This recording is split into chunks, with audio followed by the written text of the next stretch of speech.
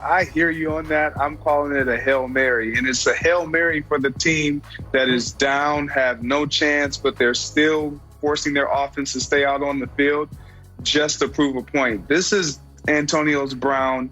It's like he's trying to get a team to latch on to him and stay relevant. And it's just not happening. And for him to attack Julio Jones, who is very respectful to teammates, who is just a consummate pro when it comes to being on the sideline, a wide receiver, not considered a diva, that's not the right guy to attack.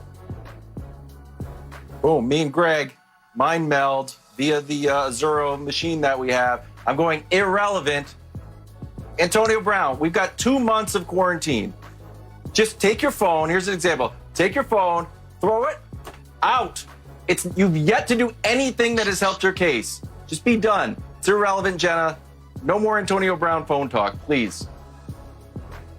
Could not agree with you more. Moving on. Let's talk some Deshaun Watson, who will be quite relevant this season. His newest weapon, Randall Cobb, said he chose the Texans over the Cowboys because Watson is a, quote, winner. No offense, other quarterbacks he could have been referring to. Nick, the best way to describe Deshaun Watson is blank. A Bronx Tale. The great movie A Bronx Tale. Chaz Palminteri's story of his life. What's the most memorable line from A Bronx Tale?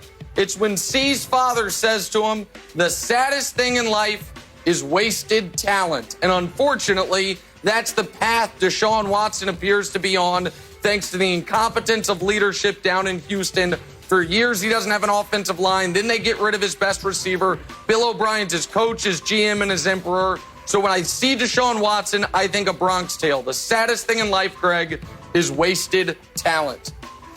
I had a feeling we weren't going to get through this part in this question without you mentioning Bill O'Brien somehow. But when it comes to Deshaun Watson, he's simply an achiever. You know, Randall Cobb called him a winner, so I'm going to call him an achiever. He understands how to achieve greatness and success.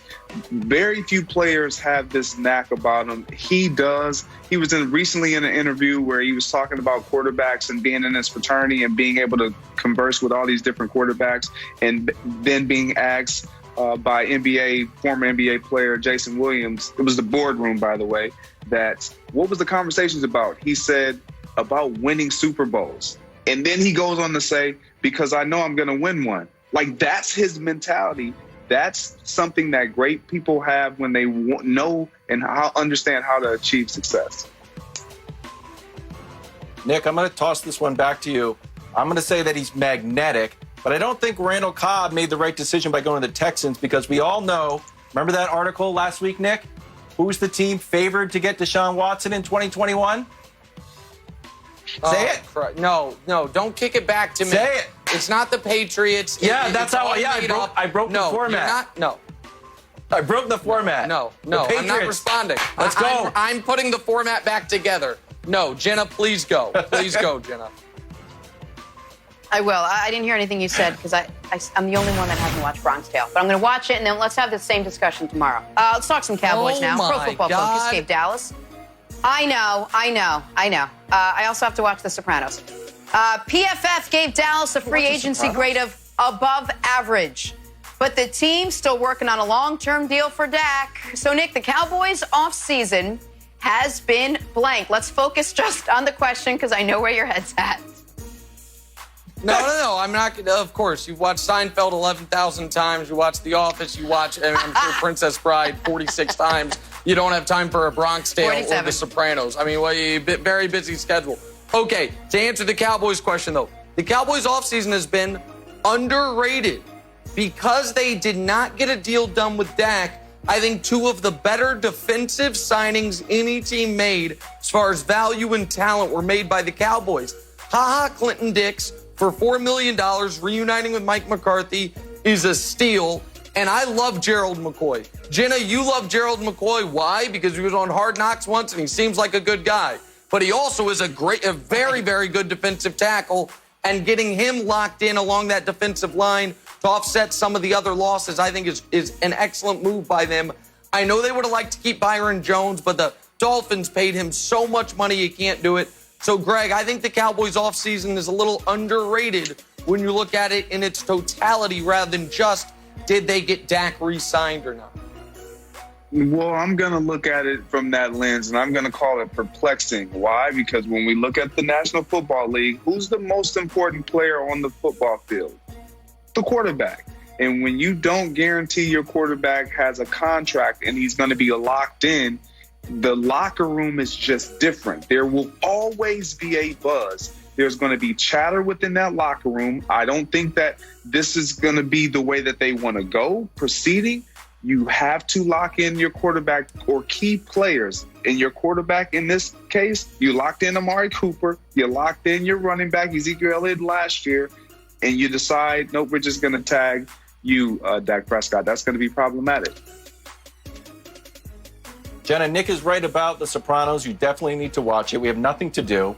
It's a nice, it'll eat up a lot of time. He's also right about how Clinton Dix reuniting with Mike McCarthy. It's the best year he's ever had was with him. So I think it's going to be, the Dallas defense is special, and you should watch The Sopranos at the same time. Hey, guys, in my defense, I've been busy with Joe Exotic and Tiger King for the last couple of days, so I will get to Bronx Tale and fair. Sopranos. Let's move on. What have you been busy with for the last New 10 England years? Patriots now. Sopranos been off the air for a decade. You're blaming it on Tiger King. With Tom Brady in the rear view mirror, this is Jarrett Stidham's team now, at least according to his former high school football coach, who believes Stidham can handle the starting job. So, Nick, not big shoes to fill at all. The Patriots quarterback situation right now is blank. Delightful. I love it so much. Please give me all the stories about Jared Stidham's high school coach. I had Jared Stidham's father-in-law tell me he was the best backup in the league last year, and so I'm excited. I'm going to put that story out there. Can we get a Cody Kessler story, maybe? What about a Brian Hoyer story? Give me as many of these as possible. As long as the Patriots quarterback story does not involve the two words Cameron Newton, I love them. Because the Patriots are about to enter the wilderness that I lived in for my whole life as a Chiefs fan, absent when Patrick Mahomes came in those couple years we had Montana, where it's like, wait, our quarterback's what? Huh? It's the world the Jets have been living in, and the Dolphins have been living in, and the Bills have been living in. And it is so delightful, Greg, that the Patriots appear to be living in it now. So that's my answer. Delightful. I love it. I love it. It's open. It is open. They don't really know who their quarterback is going to be. They can say Stidham, Brian Hoyer. They were sniffing around with Kyle Allen. They're going to be snooping around and trying to figure out what Cam Newton's number is going to look like. They're weighing every single option. So it's open. Kevin, you're the fan of the Pats. Where are they going? I'm not sure, and I'm not worried about it. I would say that we're drama-free. No drama. Whatever Bill Belichick decides will be fine. Maybe it's Stidham. Maybe it's Hoyer. Maybe it's Cam Newton. Maybe it's Jameis. Maybe Tom Brady breaks his contract and comes back to New England. Either way, drama-free. Maybe that's we're vodka fine, everybody. you're drinking. Don't worry about it. Who knows?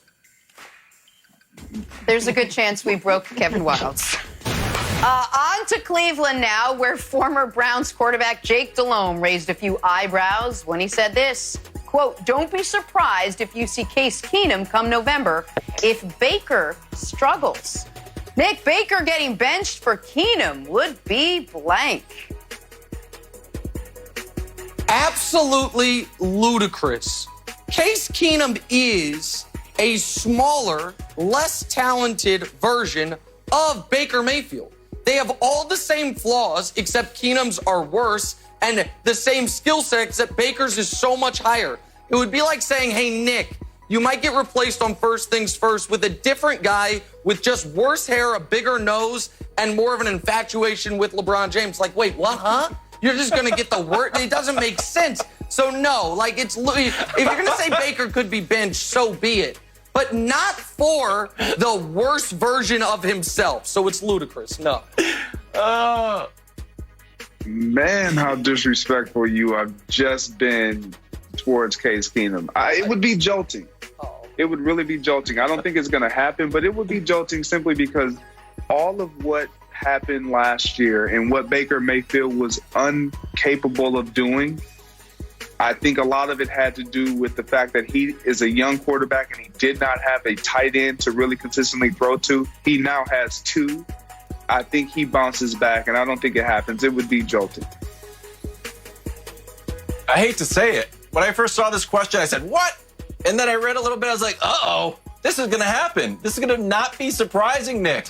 Keenum went 11-3 with Stefanski as his quarterbacks coach in 2017. All the articles are like, they speak the same language. They finish each other's sentences. This is on the horizon, and no one's talking about it. I'd be nervous if I was Baker, Jenna. Wilds, I wrote not surprising on here. Yeah.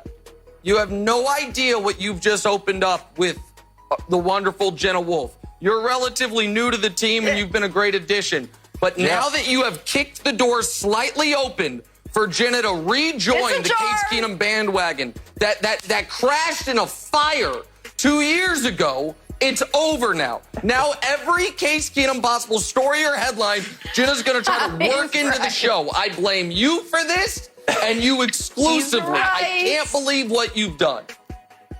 Oh, no. I didn't even think this was a thing, and now I'm riding it all the way to fruition. We got to take a break. Definitely go to commercial. Please go to commercial. Coming up, will Jameis Winston ever be a starting quarterback? That's next on First Things First.